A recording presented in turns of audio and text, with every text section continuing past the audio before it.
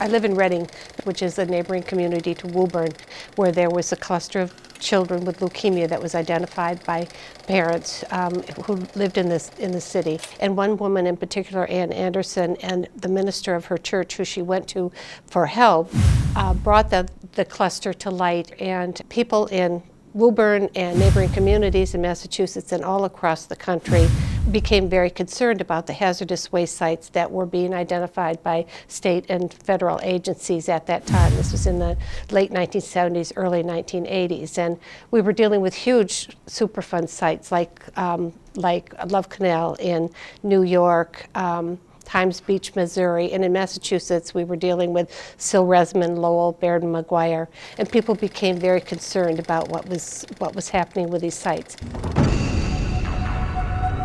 EPA was receiving the initial results from the lab sampling that indicated dioxin concentrations as high as 100 parts per billion existed on the roadways. Times Beach was abandoned.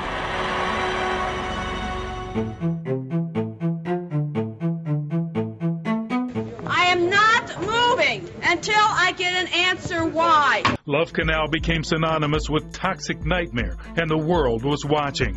And later in 1980, President Jimmy Carter would sign the landmark legislation establishing the Federal Superfund to clean up toxic waste sites across the U.S.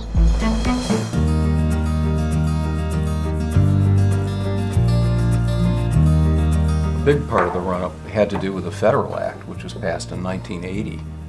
End of December 1980s, Federal Superfund under the CERCLA Act, because there'd been a lot of these horror stories. There was Love Canal in New York, there was some of these incipient situations in Massachusetts, and so the first real action, and I think was driven by Love Canal in those days, was this Federal Superfund.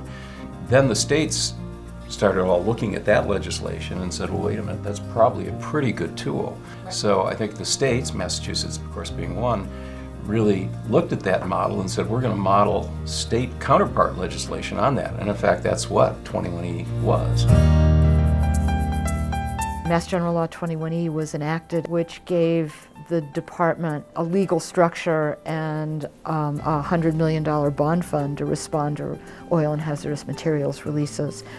And we already knew of a number of sites that had known contamination. Some were very serious, others were less so. But we also knew that for some of those sites, the communities that lived in the neighborhoods were worried. What were these sites? What did we know about them? What were the chemicals? What are they doing in their water? What are the impacts on the people who live in the houses and are breathing the air and drinking the water, and whose kids are playing, in some cases, at the sites?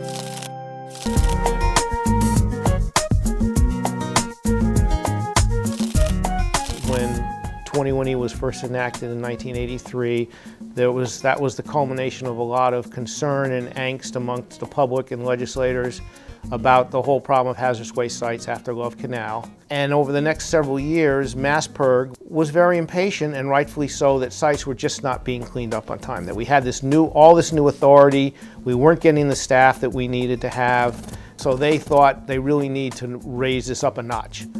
Question 4 came down from MassPIRG, and that initiative petition set up our definition of a permanent cleanup standard. It set the no significant risk standard. It also set out really specific requirements for what the people responsible for sites have to do when the public indicated that they were interested in getting involved in the planning.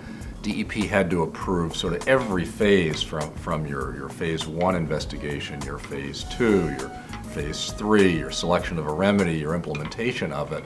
They just weren't equipped in terms of staff to do that.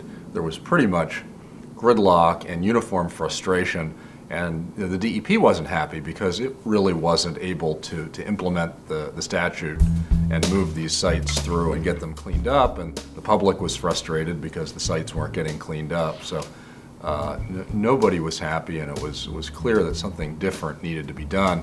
We were faced with internally with a pretty significant issue, that we had lots and lots of pieces of property all over the Commonwealth, 7,000 I believe, that couldn't be developed because they needed a sign off under the rules from the Department of Environmental Protection.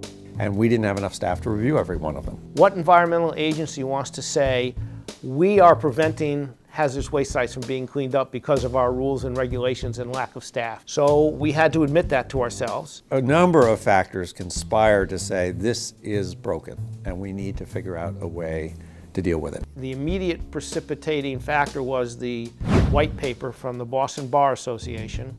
So all of this led to the department and the commissioner, Dan Greenbaum, and the deputy commissioner, Ken Haig, and me realizing that we had a real problem here and that we had to get on top of it before someone else did.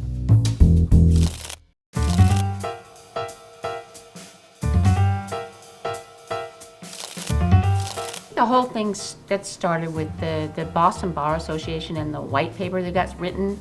There was a small group of people, including a few consultants, but mainly lawyers, who decided that it was time to let DEP know how unhappy we were with the regulatory system as it existed at the time.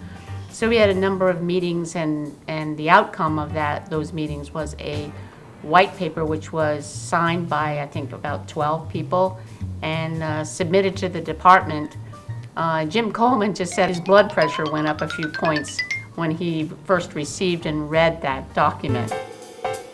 A group of us got together and decided, well, we should try to do a little study, a white paper, to point out what the major problems are with the current system of the Massachusetts Contingency Plan, and propose some constructive solutions, and then try to sit down with the DEP and see which could be implemented and which might require legislation. I know that dialogue that was created, which was really very, very helpful, then led to the appointment of a study committee to try to recommend changes to Chapter 21E, and that was a broad-based committee.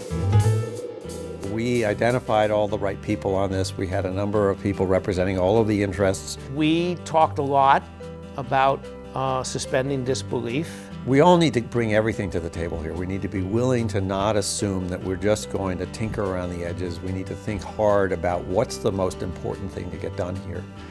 And I think two principles emerged pretty quickly. One of those was everybody agreed that the state should be focusing its resources on the sites that pose the greatest risk to public health.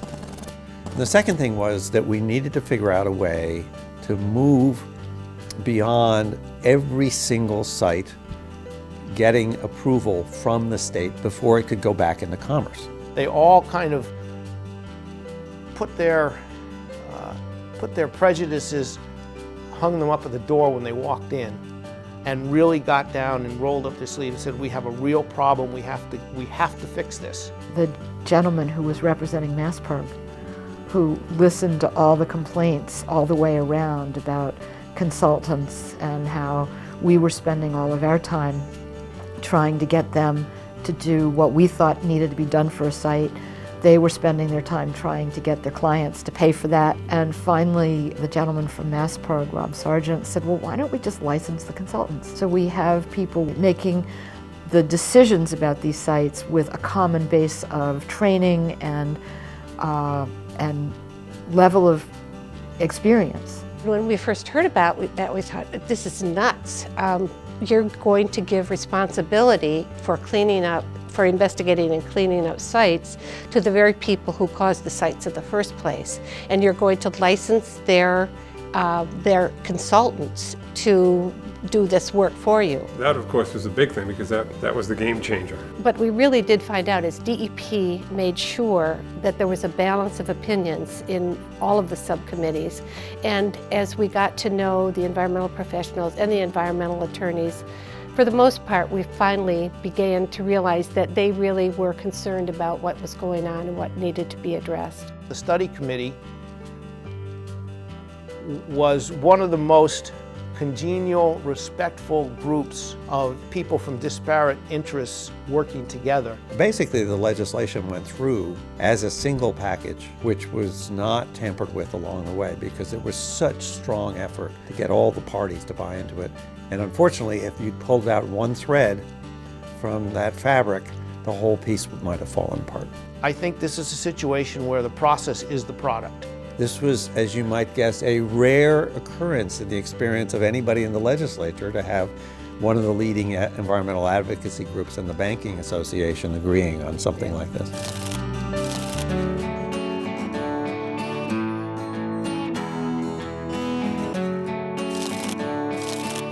I ran the team that put the final Massachusetts contingency plan, the MCP, together. We had to have it into the State House by July 1st of '93 in order to have it published and make it effective in October of '93, which was the deadline. And we finished it at 3 a.m. on the day of it had to be delivered. You're familiar with the document. It is immense. It has tremendous, it had many, many new ideas, new concepts. The risk assessment piece particularly was something that was unheard of in Massachusetts, certainly, and I think nationwide at the time. And the very fact that I was able to work with these very young people at the time who were given free rein to just create and brainstorm and do stuff that never had been done in environmental circles before, and sit down with a blank page, create it, think it, sell it. The very fact that we did it was amazing, and we convinced them that this process with these licensed parties could provide them with the certainty and the protection that indeed they were safe, and to this day it has been quite successful.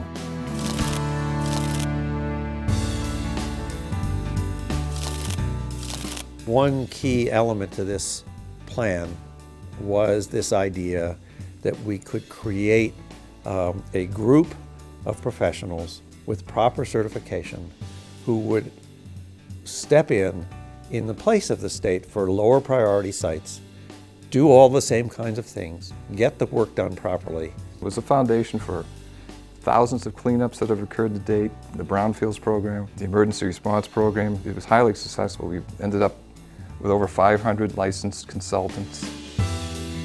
We essentially created a job market and a marketplace for these people to go into this profession and make a career out of it, and provide their services throughout the Commonwealth and keep commerce moving, keep jobs going.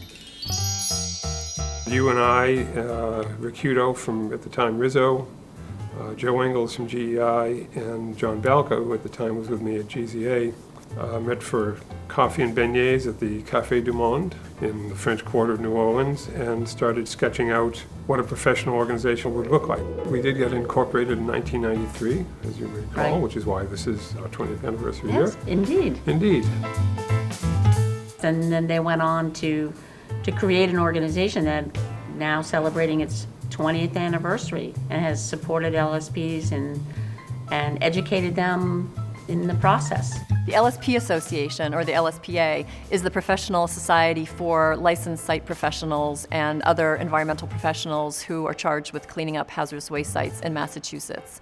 LSPs are licensed by the state, and they are highly regulated in terms of their professional background, their experience, and they work very closely with a set of regulations called the Massachusetts Contingency Plan. The program is built on 3 legs: the Massachusetts Department of Environmental Protection, the LSP board, which is the board that licenses LSPs, and the practice of the LSPs. And we like to think of that as the LSP Association. And the program really couldn't function successfully without each of those 3 entities. Even before the legislation was passed, we had started on what you referred to as Not Board Yet, which was a bunch of people sitting down and thinking about what regulations for these LSPs would look like. Right, and it was about that time that we started thinking about the board and who was going to be on the board that would actually review the applications and discipline LSPs once there got to be issues later on with the implementation and cleanup of sites. We also had to figure out how we acted as LSPs. I mean, now, a month ago we didn't know how to spell LSP, and now we are one. We were particularly interested in what was going on with a licensed site professional board, because we felt that the regulations that would govern the work of the licensed site professionals, the LSPs, was very important, that they were properly educated, they were well screened, they did continuing education, and that they were experienced professionals. The applicants had to fill out an application form and provide information on their background and their education. And I recall reading about 1,000 of them in the summer of 1993. It was not an easy task to get through all of them. We created this process where the LSP opinion, the licensed site professional's opinion, had value in the marketplace, to assure lenders, banks, homeowners, business developers, whatever, brownfields property, that those opinions were based upon the science and would stand the test of the law. We've reached a comfortable level where the vast majority of the sites and releases get cleaned up in an organized, quick, routine manner. The system has really been a tremendous success in that the number of sites that have moved through the program reasonably expeditiously, overseen by licensed site professionals, and the statistics of the program are really pretty stunning. We've closed out more than 40,000 releases, depending upon the economy, anywhere from 1,200 to 1,500 releases come into the system each year, and another 1,300 to 1,500 get closed out every year. It's really a very innovative program. It was extremely innovative 20 years ago when it was created. It was the first program of its kind in the country. Other states have tried to emulate this to varying degrees of success. Every state has kind of their own particular model, but the Massachusetts program was the first, and it is really, truly the most innovative and also the most successful. It's remarkable that it can be so unremarkable. L is for the licenses we're granted. S is for the sites dear to our hearts. P just lets you know we've been to college, but put them all together and the magic starts. LSP, LSP. There's no higher calling and no better thing to be. Who has a taste for toxic waste? Licensed site professionals.